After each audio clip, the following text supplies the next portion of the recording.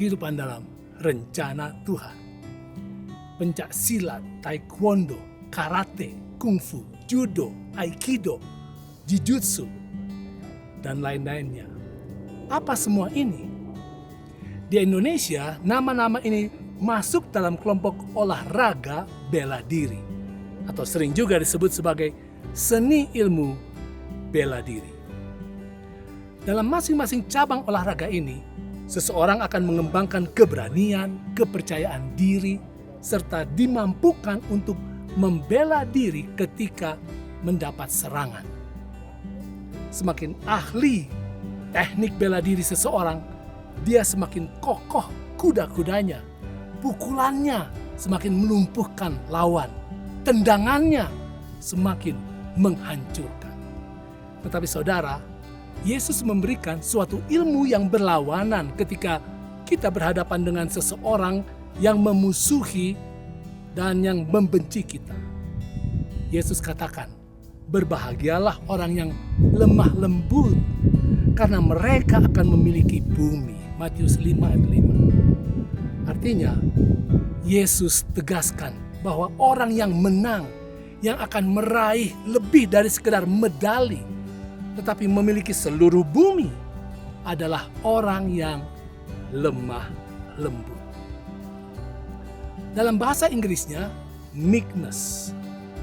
Apa itu kelemah lembutan? Definisinya adalah menanggung luka dengan kesabaran dan dengan tidak mendendam. Artinya ketika diserang, sikap terbaik seseorang pengikut Yesus adalah tidak membela diri, menerima luka yang diberikan, menanggung derita, kesusahan dan penderitaan yang dilakukan oleh orang lain terhadap kita. Menanggung rasa pedih, rasa sakit, dan rasa siksa yang dilakukan orang lain dan tidak membalas sama sekali.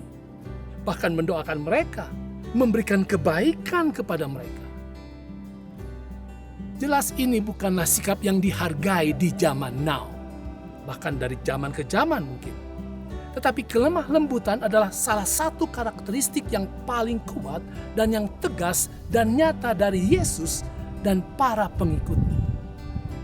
Bahkan roh kelemah lembutan menjadi senjata yang ampuh di tangan umat Tuhan yang sedang di tengah-tengah rasa sakit dan penderitaan oleh karena ketidakadilan.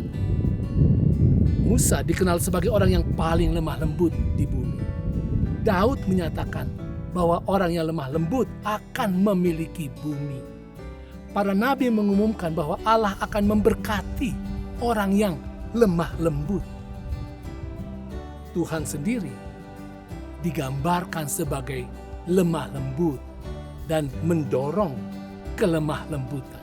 Yesus disebut sebagai orang yang lemah lembut dan menempatkan kelembutan di dasar kekristenan dalam Matius 5 ayat 5. Para rasul adalah orang-orang yang lemah lembut dan yang mendorong agar orang Kristen menjadi lemah lembut dalam Galatia 5 ayat 23 dan seterusnya.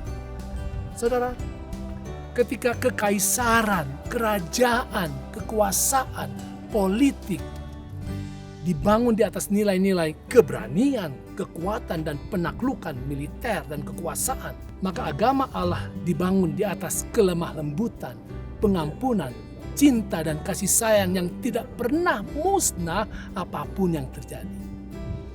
Saudara, kelemah lembutan bukan berarti lemah dan tidak berdaya. Sebaliknya, kelemah lembutan adalah ketangguhan, kekuatan, dan kuasa kehidupan yang menyelamatkan. Karena umat Tuhan hidup di dalam harapan dan kepastian keselamatan yang kekal. Itu keren.